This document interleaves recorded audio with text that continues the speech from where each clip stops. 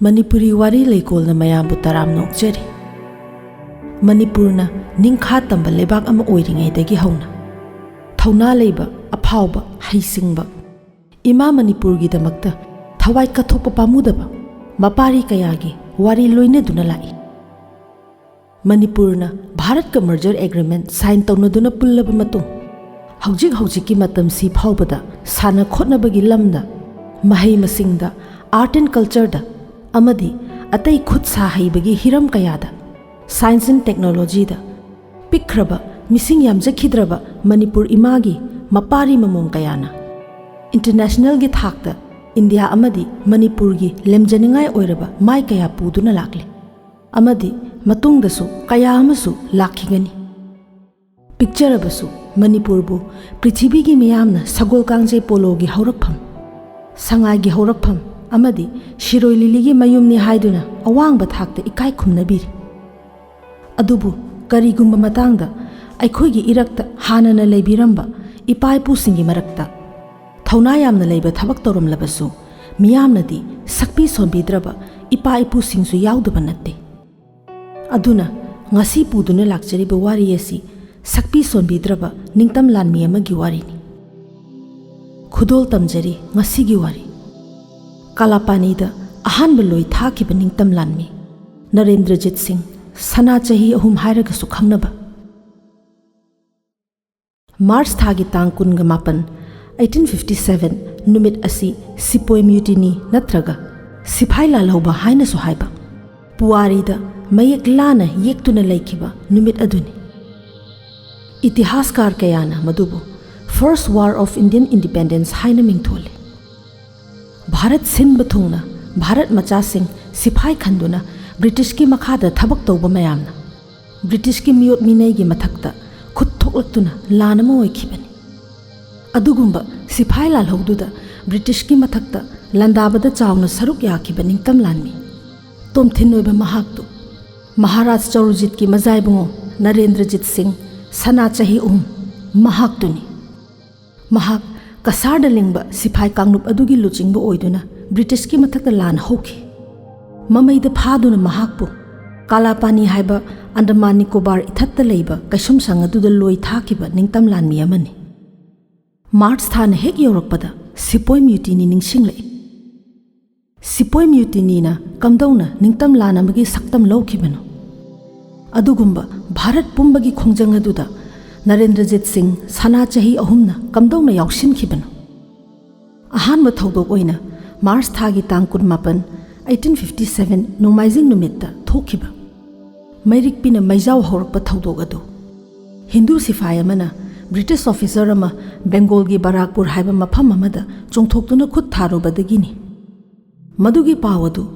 lamai chakpagum sandokhiduna Lucknow amadi mirat yausilakhi lalhaubu sipai sing chap manana British ki mathakta khongjang changsilaktuna Delhi yausilakhi aduga thengna ba British phamnaiba pumba hatam makhoina British pu singnaraduna lauthori madudi Mughal samrat Bahadur Shahana Bharat ki samrat ningthorel ne British ki matam loire haiduna lalhawasi Bharat ki mafam ayambada sandokhiduna masi namthaba yamna luna thokadori Bharat ki awang nongpok lamdam phabu yoksilai siphai mayamna asuk yamna yaningdribasina karigino British na Hindu amadi Muslim kanglup animak Christian onthoknaba tawrakhi British lalonba kanglup East India Company na sok 1600 ta Bharat ta leiduna lalon itik tawjaba phangjanaba matamdugi Mughal samrat Jahangir dagi yathang nijaduna Surat haiba Gujarat laiba mafam aduda makhoigi khunama lingki maduda leibak asigi Hindu amadi Muslim naha mayam ama thabak laurami makhoibu Sepoy haina khangnaki matamdu dharmada ayayada kaya ama cheksinna chatnaba matamsu oibanina British na makhoibu namduna Christian onthoknaba tawi haiduna mayam ama penaraktaba matam British na Sepoy singdu Enfield rifle haiba nongmayama paihalli madugi nongmai maru adu handringaida yana chiktuna tokning adu satpatai matang asida toknga amasu kanna sandorai madudi nongmai maru du san amadi oktagi loba mahau tairabani aduna मधु कापनबा मचाक हानबा मतमदा याना चिकपा तारकपना हिंदू अमदी मुस्लिम अनिमक पुन्ना मांगथोकनबा सरो सिलकपनी हाइबसिनी मधुगी चिंगनबदु कोकननबा नाखै सेंगनबा हंगफम लेते सिपाही ओइरुबना थौदांग पुंबदु इनबा ताखि हंगतना ngangnabagi उपायसु लेते मधुददी British की लमचत फिरंगी लमलो फंबा चलगा हिप्पा चनबा डिवाइड एंड रूल पॉलिसी खाइबुंग खाइबुंग तहनबा अखोइना हाइबदी चुमलबनी कनानासु येप्पा यारोय अखोइगी पांगल कनानासु सिंगनबा यारोय अखोइना चटलुबा लमपुंबा अखोइगी मखा पोनगदबनी अचुंबा हाइबसी अखोइना सेंबा पथापतुनी असिना चिंगबा ब्रिटिश की वाखलोन अदु खम थेंगना यानिंगदबा उन्नरखि मियोइबगी खांगबगी पल्लमा ले मधु हेक लांथोकलबदी लान हौरई मसी मियोइबगी लमचतनी सिपोई म्यूटिनी भारत की निंगतंबगी अहनबा लालहौनी अदुगुंबा भारत सिनबा थुंगना ब्रिटिश की मथक्ता निंगतम लालहौबुदुदा सरुक याखिबा लमदमसिगी निंगथौ मचा नरेंद्रजीत सिंह सना चाही अहुमसु निंगतम लानमी अमनी ब्रिटिश की हिस्ट्री द मसीबु द इंडियन म्यूटिनी हाइना मिंथोले मधुदा इरिबदी लॉर्ड क्लाइव रॉबर्ट क्लाइव की मतमदगी ईस्ट इंडियन कंपनी की लानमी अयाम्बा भारत मचाना ओइदुना मखोइबु सिपोय हाइना खंगनरखि सिपोय सिंबु लोइनबदा जेक्सेल हौदबदगी चरांगनबदु थोकलखिबनी मधु चुमना चरांगनब नत्ते मखोइना मखोइगी मथक थोंबा ब्रिटिश ऑफिसर मयाम अमा कापतुना हाटखि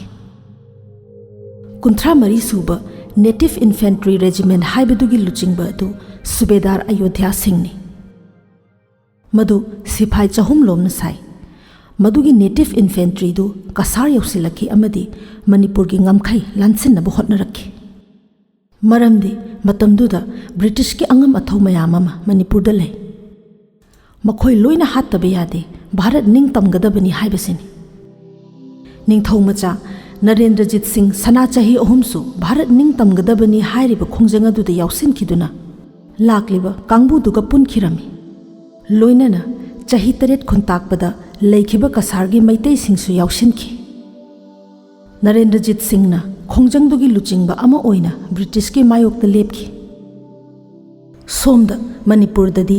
महाराज चंद्रकृतिना पानबा मतमनी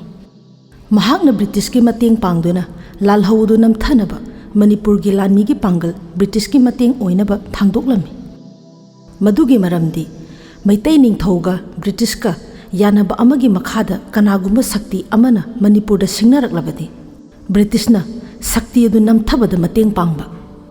अदुम हाइना करिगुंबा शक्ति अमना ब्रिटिशपु सिंगनरकलबसु मैतै निंगथौना ब्रिटिश की मिचंगदा लैबा हाइना अदुना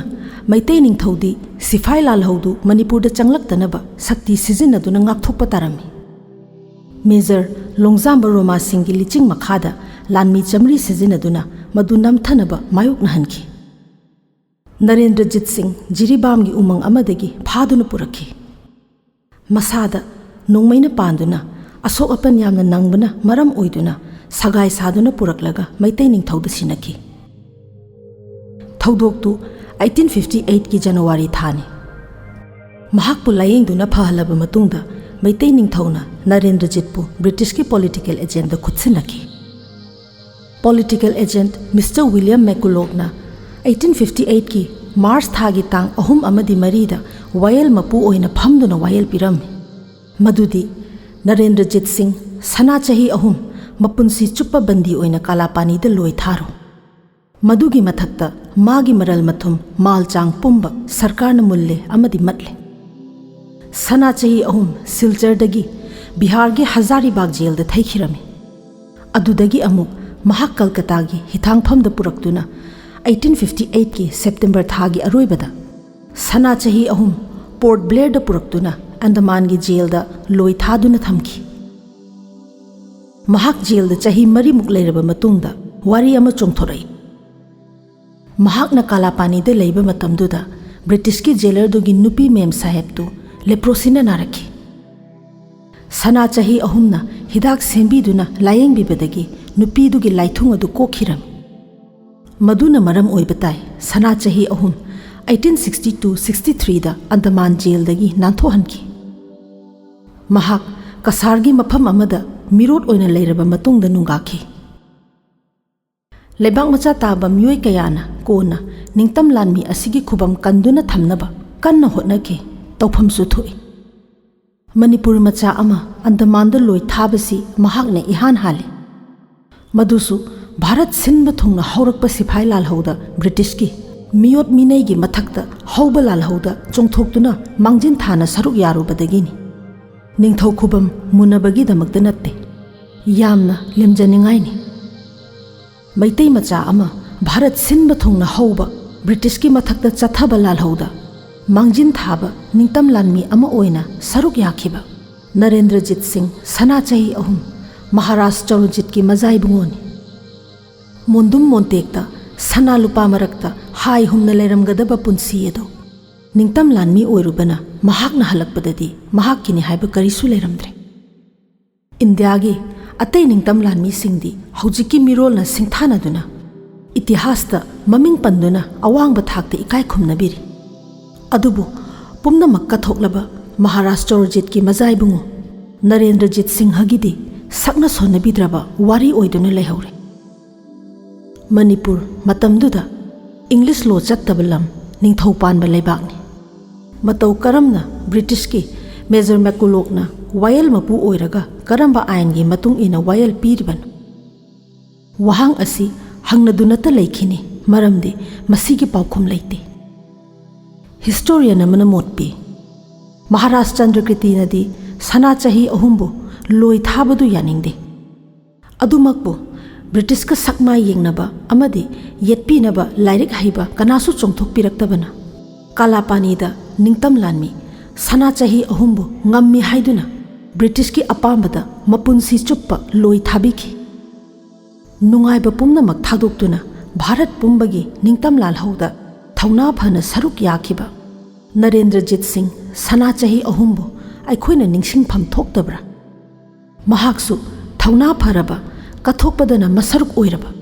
ꯃꯩꯇꯩ ꯏꯄꯥ ꯏꯄꯨꯁꯤꯡꯒꯤ ꯃꯔꯛꯇ ꯑꯃ ꯅꯠꯇꯕ꯭ꯔꯥ? ꯃꯇꯥꯡ ꯑꯁꯤꯗ ꯃꯅꯤꯄꯨꯔꯤ ꯋꯥꯔꯤ ꯂꯩꯀꯣꯜꯅ ꯄꯨꯖꯔꯛꯄ ꯉꯁꯤꯒꯤ ꯋꯥꯔꯤ ꯂꯣꯏꯁꯤꯟꯖꯔꯤ꯫ ꯄꯨꯝꯅꯃꯛꯄꯨ ꯑꯃꯨꯛꯀ ꯍꯟꯅ ꯈꯨꯔꯨꯝꯖꯔꯤ꯫